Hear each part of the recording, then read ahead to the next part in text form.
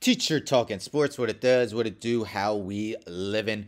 NFL season is coming soon. Preseason will be a little bit over a month away. I thought we'd take a look at this article here that ranks the NFL head coaches. So this is actually 2 weeks old, but nothing has changed since then. That will change these rankings. I just got my eye on it. This via Pro Football Focus.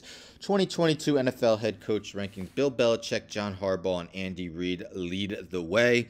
So if we take a look at the methodology, it says we try to do two things. Properly account for a team's talent level and predict something less volatile than wins. We do this by creating a multi-level model where the fixed effects are the salary of each starter on both sides of the ball, including indicator for the player is a rookie, and the target is points scored or allowed in the season. Stars defined player took the most snaps at position, altered for several positions, such as top 3 players being considered for wide receiver, cornerback, safety, and linebacker, as well as the top 2 players qualifying for guard, tackle, edge, and interior defender. It also mentions this ranking does not consider results from prior to 2011, does not include first-time head coaches, since success as a coordinator does not necessarily translate to success as a head coach. Thus, just Josh McDaniels, Brian Daboll, Matt Eberflus, Nathaniel Hackett, Mike McDaniel, and Kevin O'Connell are not included. So they rank 26 head coaches with that methodology. As we could see, how many wins would each NFL head coach have with an average roster? Average roster scores and allows 348 points before accounting for coach. And based on results from the 2011 to 21 NFL seasons, we see Bill Belichick way in the lead. John Harbaugh, Andy Reid, top 3. Robert Saleh in the rear, dead last. So Tier 1 Hall of Fame coaches. We see Bill Belichick, according to this methodology, with an average roster, would go 11 points, 11.7 and 5.3 record. His offensive rank is first. Defensive rank is first. His teams would score 121 more points than an average team and would allow 32 points less. John Harbaugh, second. Former Super Bowl winning head coach. Andy Reid also won a Super Bowl. That is Tier 1, the Hall of Fame coaches. Tier 2, good coaches. It surprises me to see Cliff Kingsbury fourth. Maybe if we only include the first half of his season, sure. But he and his team have experienced second half swoons annually since he has become the Cardinals head coach. Pete Carroll, fifth.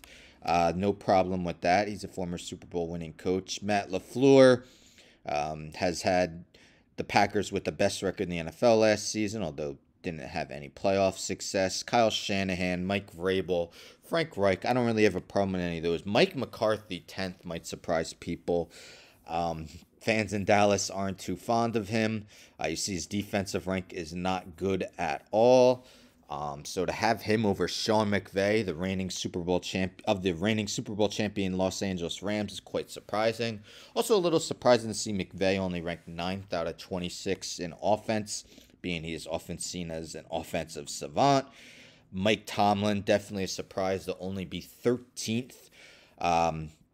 It mentions how Ben Roethlisberger was always one of the highest paid quarterbacks, so that kind of affected it, but he's a guy who's never had below a 500 record. And how long has he been coaching? A decade and a half.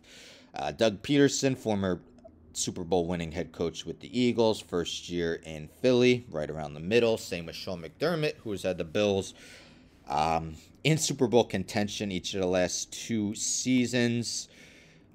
Tier 4, room for improvement. So Todd Bowles is the last of these 26 coaches. So 21 would it be expected to have at least a 500 record. The first coach with under a 500 record, Zach Taylor, kind of surprising. Bengals weren't good up until last year, but last year they did make the Super Bowl. Dan Campbell, Matt Rule, no relation to Ja Rule. Dennis Allen, who struggled in his tenure with the Raiders, and Robert Saleh in last.